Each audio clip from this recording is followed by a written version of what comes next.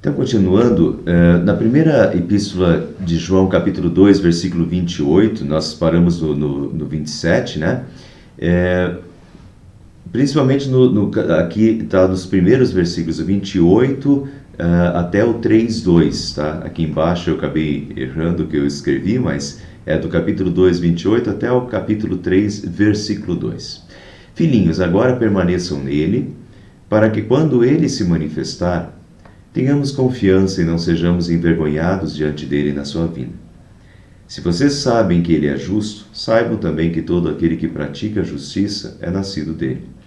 Vejam como é grande o amor que o Pai nos concedeu, sermos chamados filhos de Deus, o que de fato somos. Por isso o mundo não nos conhece, porque não o conheceu. Amados, agora somos filhos de Deus. Vejam como nesses poucos versículos ele repete muitas vezes filhos. Então ele começa falando filhinhos, depois ele diz, todo aquele que pratica a justiça é nascido dele. Veja como é grande o amor que o Pai nos concedeu, sermos chamados filhos de Deus, e de fato o somos, e agora somos filhos de Deus. Então, de diversas formas, nesse curto texto, João frisa bastante essa questão dos filhinhos, né? Que nós somos filhos de Deus. E por que nós somos filhos de Deus? Somos filhos de Deus, eu já frisei isso em estudos anteriores, até no capítulo 4, no capítulo 5 isso volta, né? Mas, por que nós somos filhos de Deus? Porque nós nascemos dele. Todo aquele que pratica justiça é nascido dele. Nós nascemos dele, né? Nós renascemos espiritualmente, graças a Deus. Então, nem todos são filhos de Deus. Filhos de Deus são aqueles que nasceram de novo, que renasceram, que Deus gerou a vida espiritual neles, o Espírito Santo, né, lhes deu nova vida, lhes fez renascer, lhes regenerou, né? Então nós somos nascidos dele, e aqui João frisa que isso é um grande amor, isso é uma graça. Vejam como é grande o amor que o Pai nos concedeu, sermos chamados filhos de Deus. Nenhum de nós merece isso, né? Todos nós somos pecadores, nascemos em pecado, vivemos pecando.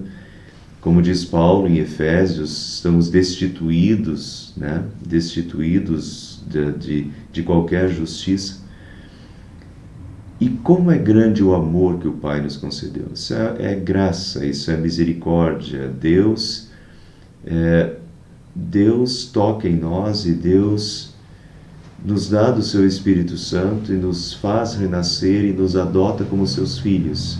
E hoje nós podemos ser filhos de Deus. Nós estamos aí na semana do Dia dos Pais, né? Domingo é Dia dos Pais.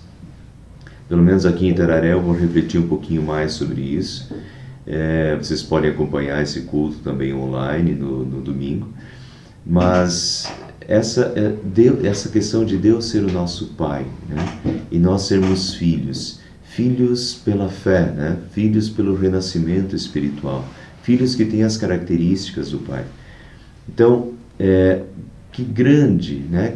Grande amor que o Pai nos concedeu. Isso é um privilégio, nós termos sido adotados por Deus e podermos ser filhos de Deus, não porque merecemos, não porque, né, somos especiais ou temos alguma coisa, não, simplesmente pelo amor. O amor de Deus em chamar-nos, como diz Pedro, chamar-nos das trevas para a sua maravilhosa luz. Foi isso que Deus fez. Deus nos chamou das trevas para a sua maravilhosa luz.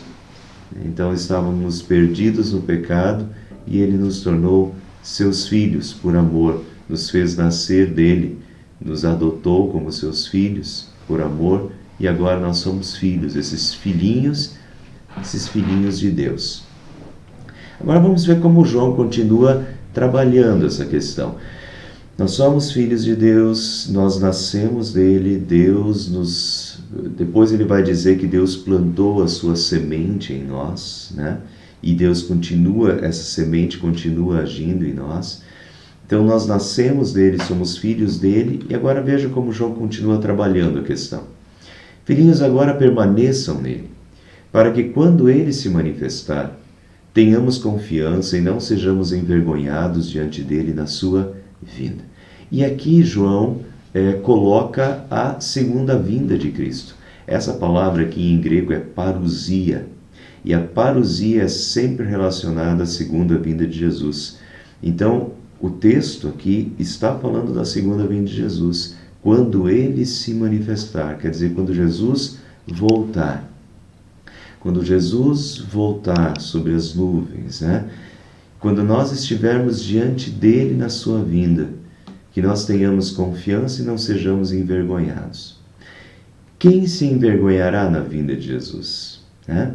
Para que não sejamos envergonhados, mas estejamos confiantes diante dele na sua vinda, quando ele se manifestar. Quem se envergonhará na vinda de Jesus? Essa é uma questão certa, né? Nem sempre nós pensamos nisso, mas isso é a coisa mais certa que tem, que Jesus, assim como Jesus foi, Jesus voltará. A Bíblia fala disso abundantemente, Jesus fala disso, que Jesus um dia voltará para julgar os vivos e os mortos. E nós cristãos precisamos ter isso em mente, precisamos viver nessa perspectiva, porque essa é a perspectiva correta. Enquanto o mundo nos seduz e nos engana com muitas falsas perspectivas de vida, essa é a perspectiva de vida. Jesus Cristo voltará para julgar os vivos e os mortos. E a questão é, quando ele se manifestar, quando ele vier em glória e majestade, e diante dele estivermos na sua vinda, quem será envergonhado e quem estará confiante? Quem se envergonhará na vinda de Jesus? Primeiro, aqueles que não creram, é óbvio, né? Aqueles que aqui neste mundo, apesar da sua palavra ter sido pregada, apesar de eles terem conhecimento de quem foi Jesus, não creram nele e não o seguiram. Então, claro, esses, quando Jesus vier, se envergonharão. Não só se envergonharão, eles também temerão. Né? O Apocalipse diz que eles vão pedir para que os montes os engulam, né? Para não cair nas mãos do Deus vivo. Mas sim, esses se envergonharão porque nunca creram, acharam que era uma lenda, acharam que era uma invenção daqueles que acreditavam na Bíblia, nunca creram em Jesus, esses se envergonharão. Mas não só. E daí, enquanto nessa primeira parte a gente olha mais para fora e olha para aqueles que não creem e que desprezam Jesus, essa segunda parte nós olhamos mais para dentro e a gente tem que cuidar com a gente mesmo. O apóstolo Paulo sempre tinha esse receio. O apóstolo Paulo dizia assim, olha, para que não tendo eu pregado aos outros, seja eu desqualificado no final. Então, eu me preocupo nisso também, porque eu sou pastor, então às vezes tem que cuidar para que eu não fique pregando a palavra de Deus para os outros, mas eu posso pregar a palavra de Deus para os outros e pode ser que eu seja desqualificado no final e que eu seja envergonhado no final também. Vejam em que sentido. E vamos pegar as palavras de Jesus em Mateus para refletir aqui. Aqueles que não o seguiram de coração também serão envergonhados. Vejam o texto, Mateus capítulo 7, faz parte do Sermão do Monte. Nem todo aquele que me diz Senhor, Senhor, entrará no reino dos céus, mas aquele que faz a vontade de meu Pai que está nos céus. Muitos me dirão naquele dia, Senhor, Senhor, não profetizamos em teu nome? Em teu nome não expulsamos demônios e não realizamos muitos milagres?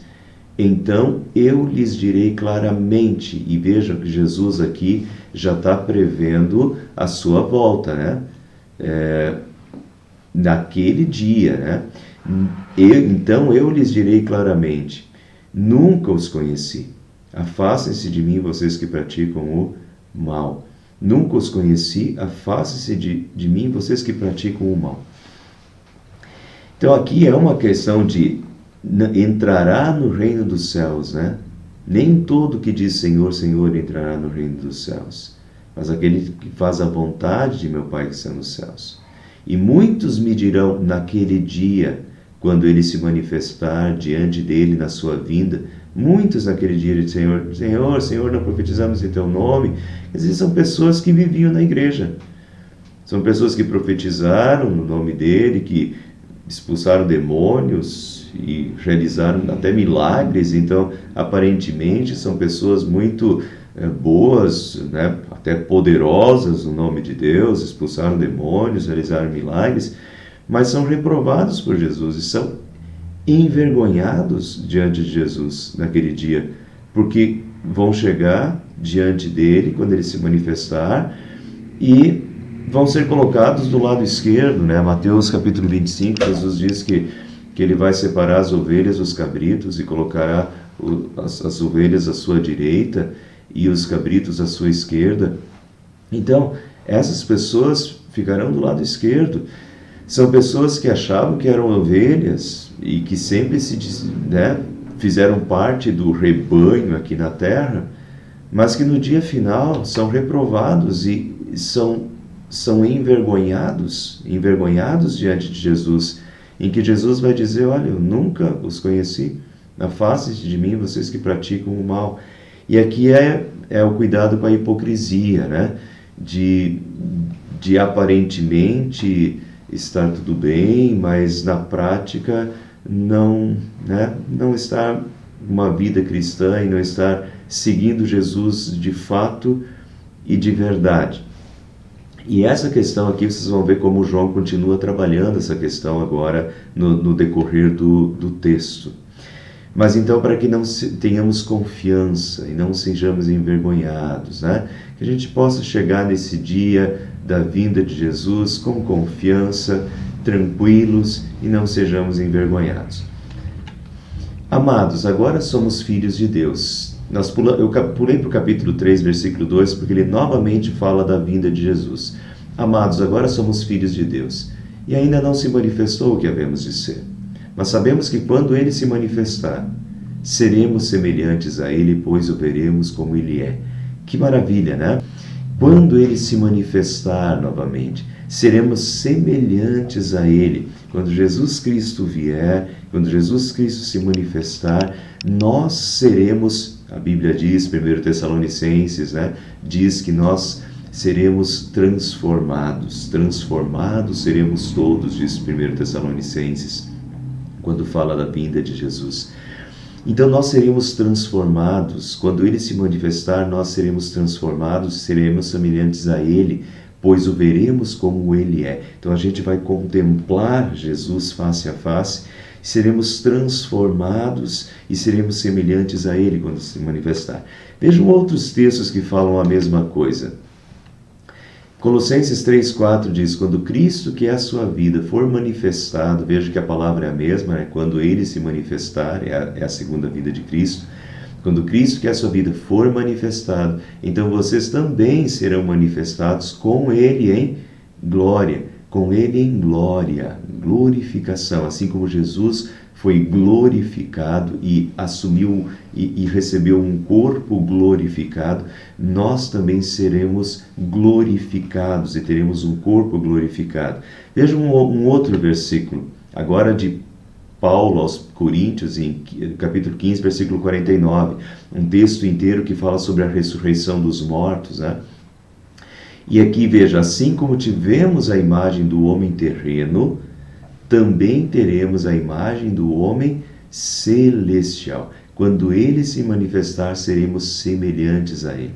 Agora temos a imagem do homem terreno, então teremos também a imagem do homem celestial, essa glorificação.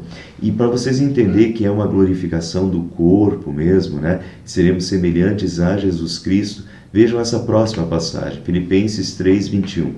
Pelo poder que o capacita a colocar todas as coisas debaixo do seu domínio, é Jesus, né? Pelo poder que o capacita a colocar todas as coisas debaixo do seu domínio, ele transformará os nossos corpos humilhados, tornando-os semelhantes ao seu corpo glorioso. E daí, então, tudo se fecha.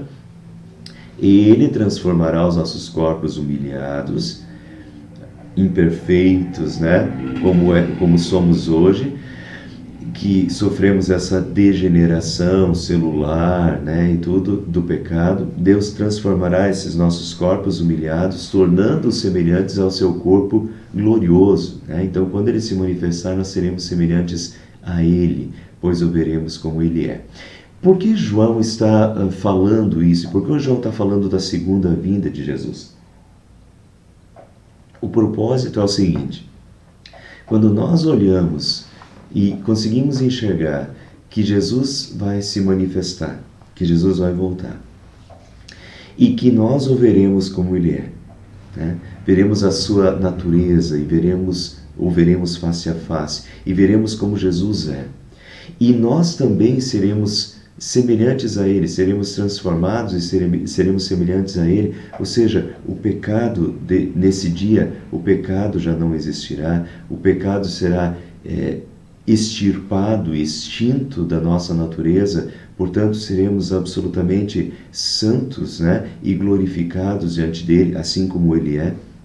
Quando nós olhamos então para Jesus santo e Jesus glorificado na sua volta, e nós enxergamos que nós seremos como ele, semelhantes a ele, com corpos glorificados e santificados e sem pecado, né, para a vida eterna, então nós voltamos desta visualização da vinda de Jesus, da manifestação de Jesus e da nossa glorificação e da santidade de Deus e da nossa santidade, né, para os séculos sem fim, voltamos para a nossa vida aqui e agora para vivermos em santidade já neste mundo.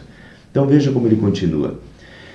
Amados, agora somos filhos de Deus e ainda não se manifestou o que havemos de ser, mas sabemos que quando ele se manifestar, seremos semelhantes a ele, pois o veremos como ele é. Todo aquele que tem esta esperança purifica-se a si mesmo, assim como ele é puro. Então, aquele que tem essa esperança, né, dessa manifestação de Jesus e de ser semelhante a ele como ele é, todo aquele que tem essa esperança purifica-se a si mesmo, assim como ele é puro. Se nós vemos que Jesus é santo, né, e que Jesus é absolutamente puro, nós também, né, queremos ser puros e nos purificarmos. Vejam como essa questão, João está trabalhando Jesus, a pureza de Jesus, né, essa manifestação de Jesus em santidade e em pureza e em glória. E quando nós olhamos que Jesus é assim, nós queremos ser assim também. Veja como João trabalha a questão do amor. João diz que Deus é amor, né? E quem permanece em Deus permanece no amor.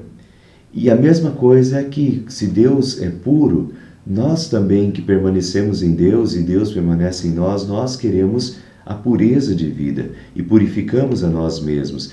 Vejam o que o apóstolo Paulo diz aqui, ó. O vislumbre da santidade, da glória de Cristo e nossa no futuro, nos faz querer viver em santidade e em pureza desde já.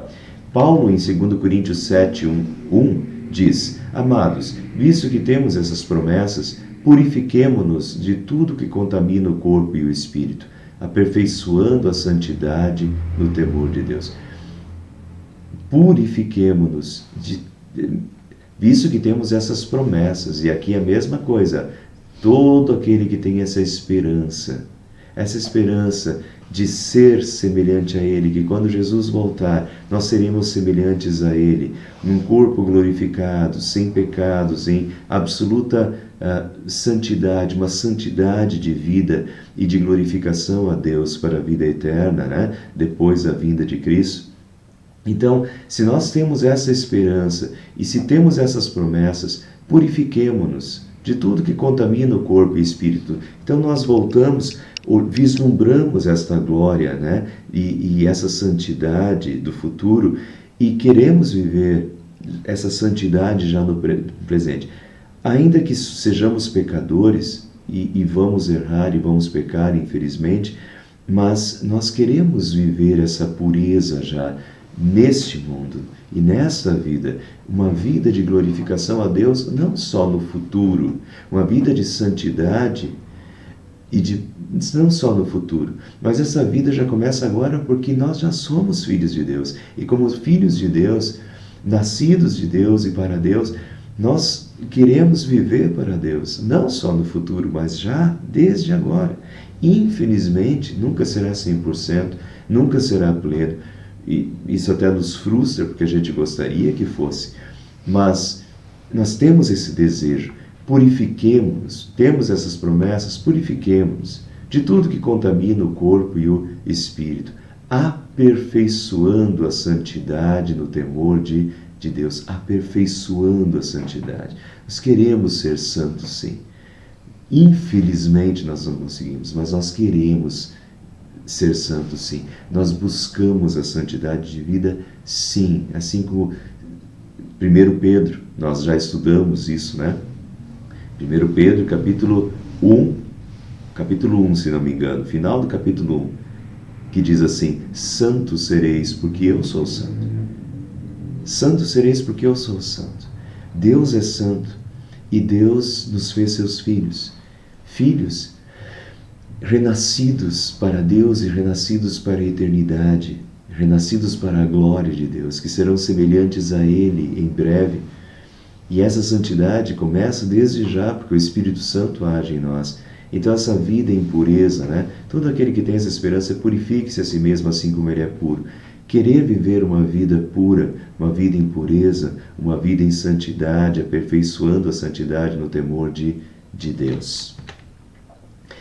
Então, do capítulo 2, 28 até o 3, 3, João mostra a importância de uma vida cristã pura, reta e justa na perspectiva da segunda vinda de Cristo, para que quando Jesus se manifestar e nós estivermos diante dele, nós não nos envergonhemos, mas estejamos confiantes porque o seguimos, confiantes porque vivemos uma vida para a sua honra, para o seu louvor e para a sua glória neste mundo. Então estejamos confiantes na sua vinda. Então, olhando para a segunda vinda de Cristo e na perspectiva da segunda vinda de Cristo e do julgamento dos vivos e dos mortos, nós buscamos uma vida cristã pura, reta e justa. Agora, isso na perspectiva da segunda vinda de Cristo. Agora, do 3:4 ao 3:10, João continua essa mesma linha de pensamento, agora na perspectiva da primeira vinda de Cristo. Então, se na perspectiva da segunda vinda de Cristo, a gente vive uma vida prudente, sóbria, reta, justa, consagrada, santa, né, para a honra, louvor e glória de Deus, e então chegaremos no dia do juízo final confiantes e sem ter do que nos envergonhar, né, de uma vida que não condisse com a fé que nós dizemos ter. Acabei esquecendo de comentar, mas esses versículos anteriores parecem muito com Tiago, quando Tiago diz assim: a fé sem obras é morta. A fé sem obras é morta, né? Então, a gente diz que tem fé e vive, né? Tenta viver em pureza, em santidade, em consagração a Deus.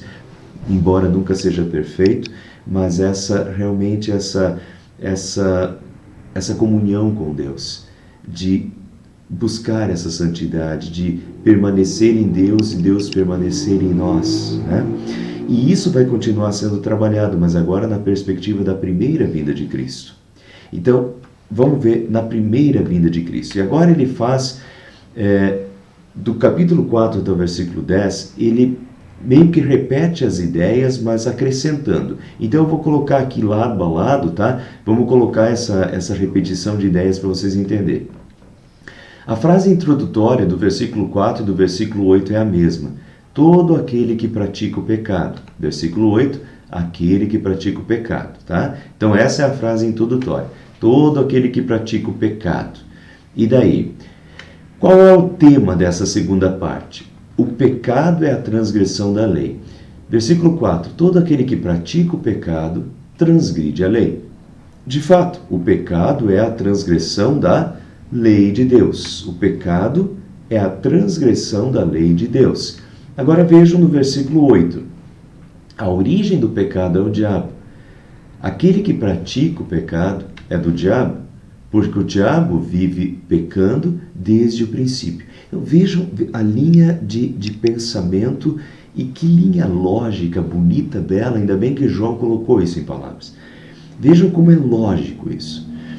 Qual é a origem do pecado? Aquele que pratica o pecado é do diabo, porque o diabo vem pecando desde o princípio. Qual é a origem do pecado? A origem do pecado é o diabo. O diabo é o pai do pecado, né?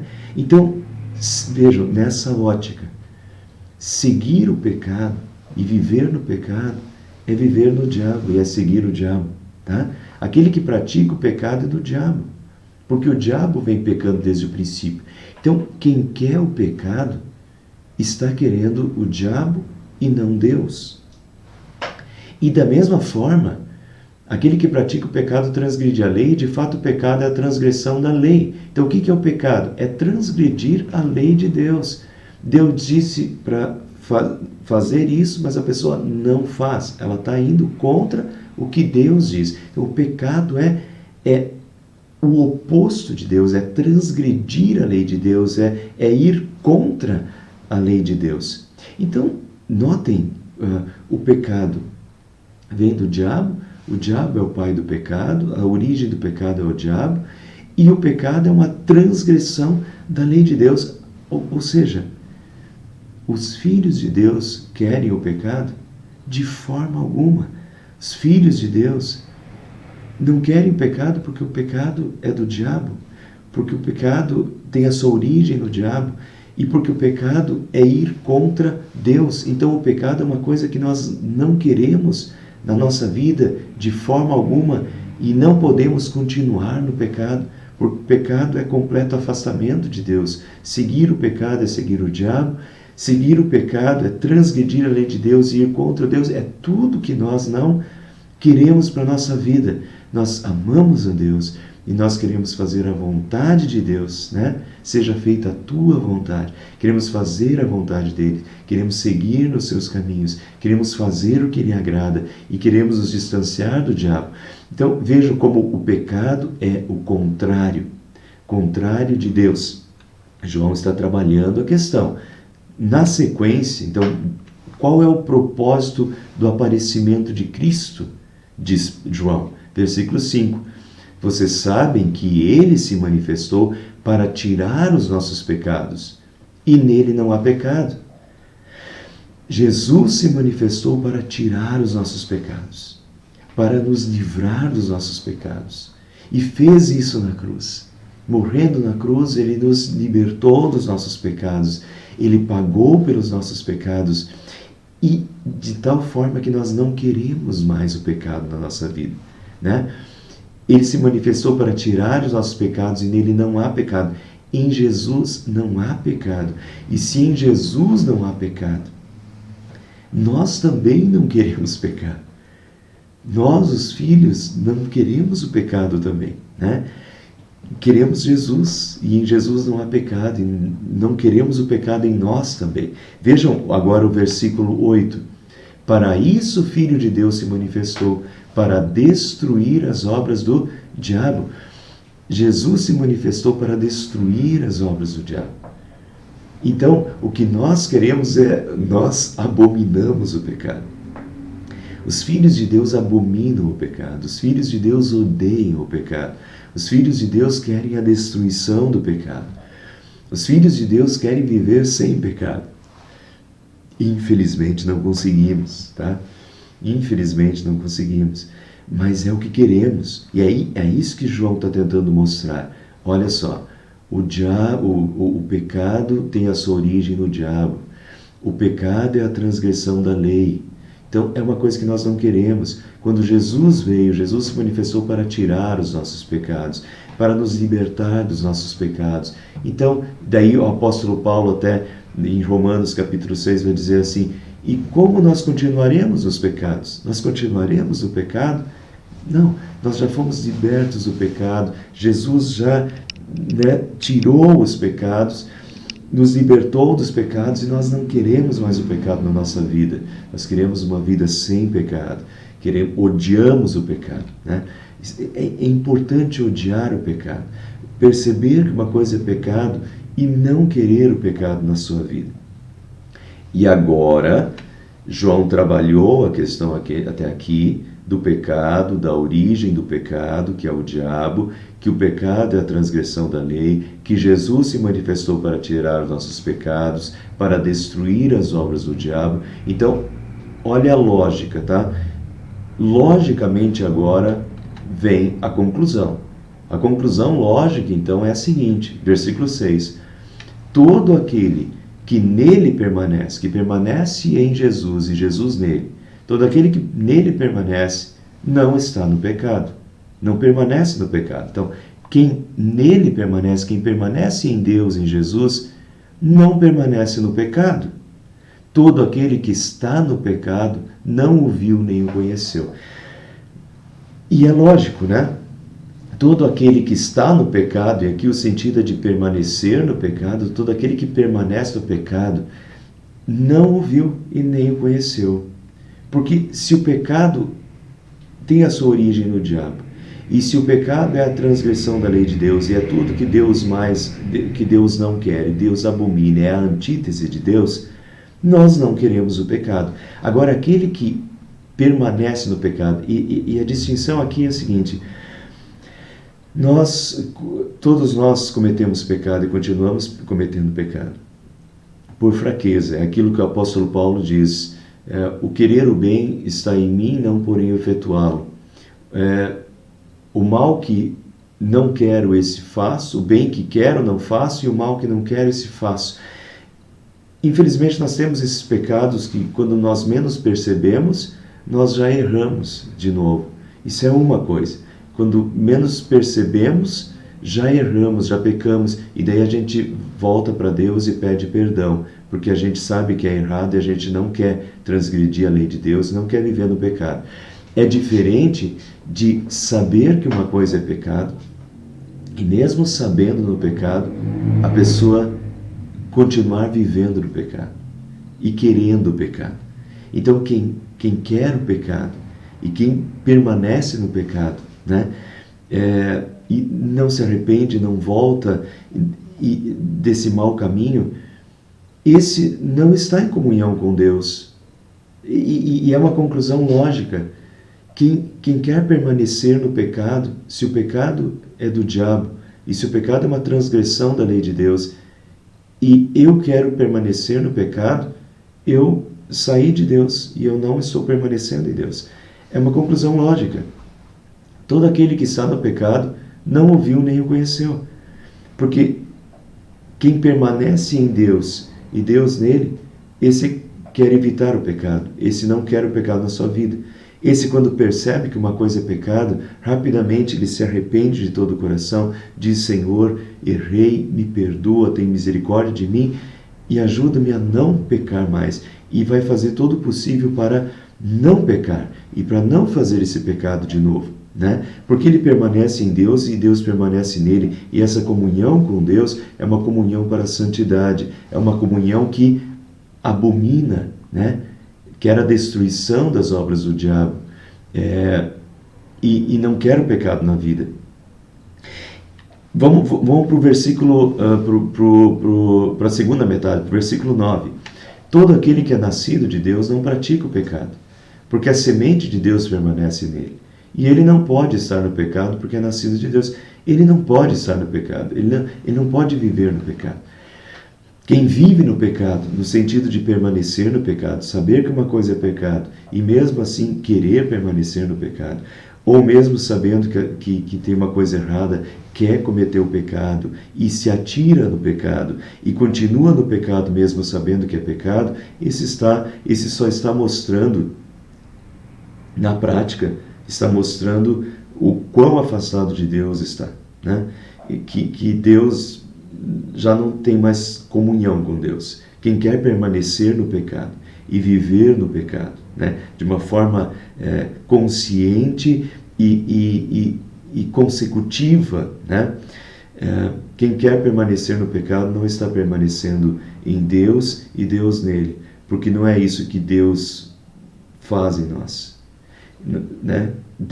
Quando Deus permanece em nós, Ele nos conduz ao arrependimento, à percepção do pecado e à santidade de vida. Quando nós permanecemos em Deus, nós nos arrependemos e nós queremos uma vida santa e uma vida para a honra e glória de Deus. Permanecer no pecado não é permanecer em Deus. E isso fica claro em João e na forma como João está trabalhando.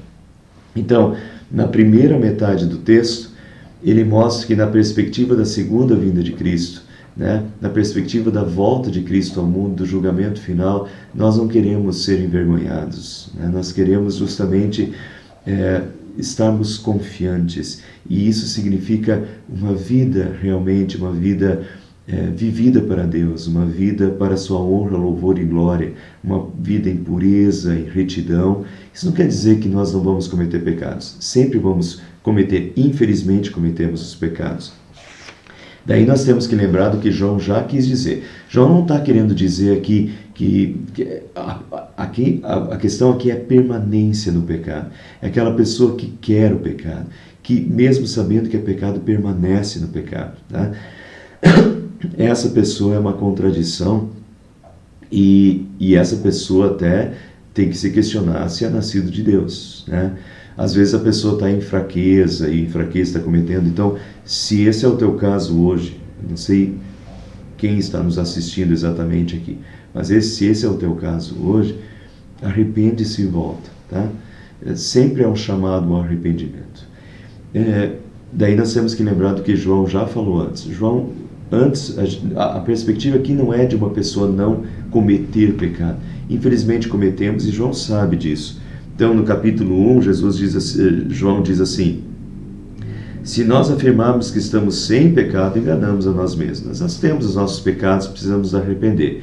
Daí ele diz: se confessarmos os nossos pecados, Ele é fiel e justo para perdoar os nossos pecados e nos purificar de toda a injustiça. Então, a questão aqui não é que a gente não vá cometer pecado. Infelizmente os cometemos, quando menos percebemos cometemos, faltamos com amor a Deus, faltamos com amor ao próximo, fizemos coisas injustas e tal.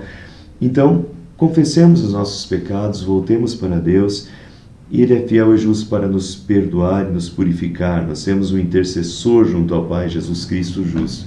Isso é totalmente verdade. A gente volta para Jesus, Jesus é rico em misericórdia, em perdão, Jesus nos perdoa os pecados. E assim sempre de novo, a gente sempre vive, né, todos os dias voltando a Jesus e pedindo perdão dos pecados. Mas quando nós percebemos, então, tudo que Jesus já fez por nós, né, e que Jesus veio ao mundo para, se manifestou, como é que ele diz aqui? Ele se manifestou para tirar os nossos pecados, nele não há pecado, e para destruir as obras do diabo. Então, quando nós mergulhamos nisso e odiamos o pecado também, não queremos o pecado, queremos viver uma vida, e essa é a questão. João, nessa carta aqui de 1 João, João trabalha muito a santidade de vida. Fé e prática, fé e obras, ou fé e vida ética.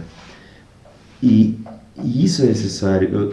Eu sempre repito, tá, para vocês. Tem muitas pessoas que fazem uma separação entre fé e vida, entre o domingo, entre o ir na igreja e os outros dias da semana. E não é possível. E João está mostrando isso claramente. Não é possível fazer dissociação entre o domingo e os outros 6 dias da semana. Entre fé, dizer que crê em Deus, e vida. Aquele que crê em Deus e que permanece em Deus e que Deus permanece nele, esse vai dar frutos, né? Se vós permanecerdes na videira, muito fruto dará, né? Aquele que permanece em mim e eu nele, muito fruto dará. João capítulo 15, a parábola da videira, que Jesus fala da videira. Então, quem permanece em mim e eu nele, esse muito fruto dará. A permanência em Jesus nos leva a querer uma santidade de vida, olhar para o futuro e vermos como seremos, que seremos semelhantes a Ele, uma vida sem pecado. Que maravilha será essa vida no novo céu e na nova terra, uma vida absolutamente sem pecado, de completa consagração a Deus. Mas essa vida não é só uma vida para o futuro, é uma vida já no presente, porque nós já somos filhos de Deus, nós já renascemos para Deus, nós já vivemos em comunhão com Deus. Infelizmente o pecado ainda continua em nós e nós cometemos os nossos erros, nos arrependemos, pedimos o perdão, Jesus nos perdoa, mas o resultado sempre é de que nós não queremos o pecado, de que nós odiamos o pecado e de que nós queremos sim viver uma vida santa, pura, justa, honesta, correta, vivermos em amor, né?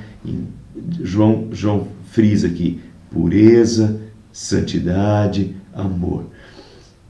Deus é amor. Quem permanece em Deus e Deus nele, né, esse permanece no amor. Aquele que não ama, não permanece em Deus, diz João. Em outra passagem, João diz, Deus é justo. Então, se nós não permanecemos na justiça, nós não permanecemos em Deus, porque Deus é justo. Então, Deus é justo, nós queremos ser justos. Deus é amor, nós queremos ser amor, porque nós permanecemos em Deus e Deus em nós. E é isso que Deus nos leva a uma vida de santidade e uma vida ética.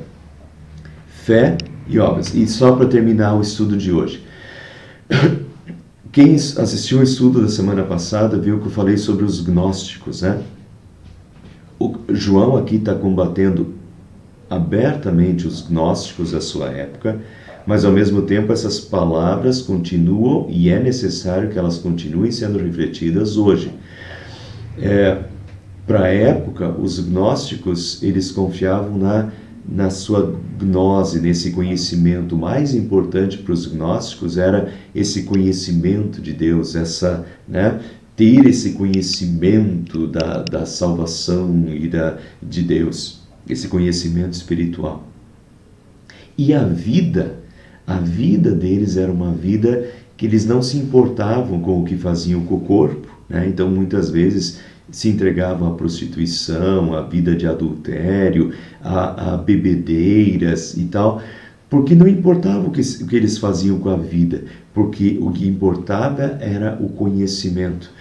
E nesse sentido, João desmonta o argumento deles. E João diz assim, olha, absolutamente não. Jesus Cristo se manifestou para tirar os nossos pecados e destruir as obras do diabo. E o pecado vem do diabo e o pecado é a transgressão da lei. Nós não podemos continuar no pecado.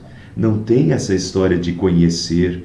E hoje, atualizando isso para nós hoje, é aquela história e aquela questão de as pessoas dizerem assim, não, mas eu creio em Deus. Eu creio em Deus, mas a vida é uma vida porca e miserável. Quer dizer, é uma vida completamente, na prática, é uma vida distante de Deus, uma vida de constante transgressão da lei de Deus, é uma vida em pecado, que não se importa em viver no pecado, em cometer o pecado, em falar do pecado, mesmo sabendo que é pecado, continua no pecado, mas diz que crê em Deus e no domingo vai na igreja bonitinho de novo. Isso é praticamente o que os gnósticos acreditavam naquela época, que importa o conhecimento e não a vida. E João absolutamente desmonta completamente esse falso argumento e perspectiva de vida, né? Não pode alguém dizer que tem fé em Deus. A fé sem obras é morta, diz Tiago.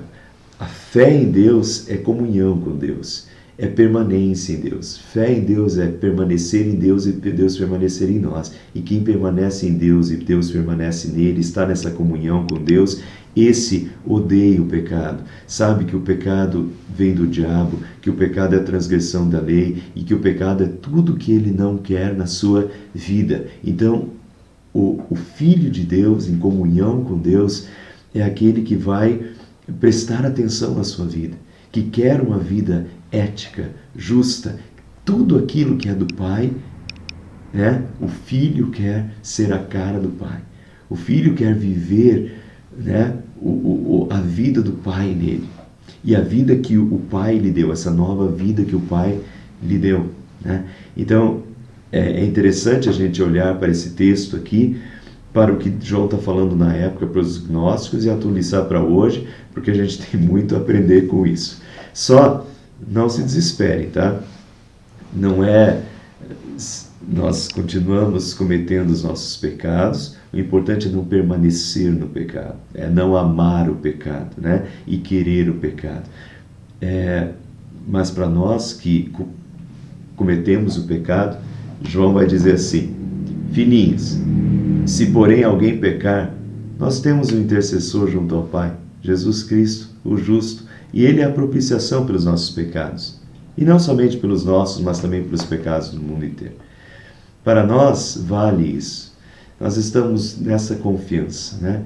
Infelizmente cometemos pecados, mas quando os cometemos, rapidamente nos arrependemos, confessamos os nossos pecados e Jesus Cristo justo é a propiciação para os nossos pecados. Ele nos perdoa, Ele novamente nos reanima, refrigera nossa alma e novamente nos fortalece para a luta da vida diária enquanto estivermos aqui neste mundo, até que finalmente chegue a sua manifestação em glória e estivermos diante dele naquele glorioso dia para nós, em que quando ele se manifestar, guardem esse texto, porque esse texto é próprio de João aqui, tá? Quando ele se manifestar, seremos semelhantes a ele, pois o veremos como ele é. Será o dia mais feliz da nossa vida.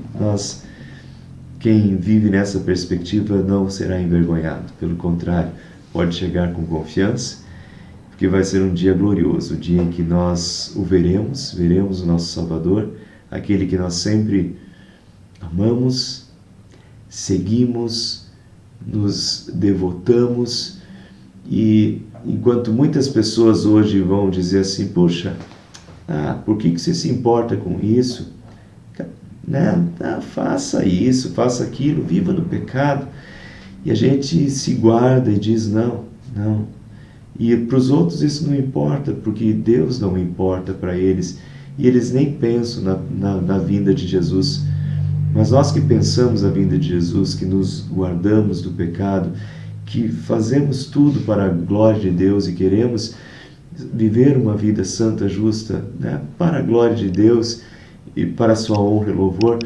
Então, quando Jesus se manifestar, que dia maravilhoso será, em que ao invés de vergonha, nós seremos glorificados por Jesus, seremos semelhantes a Ele, né?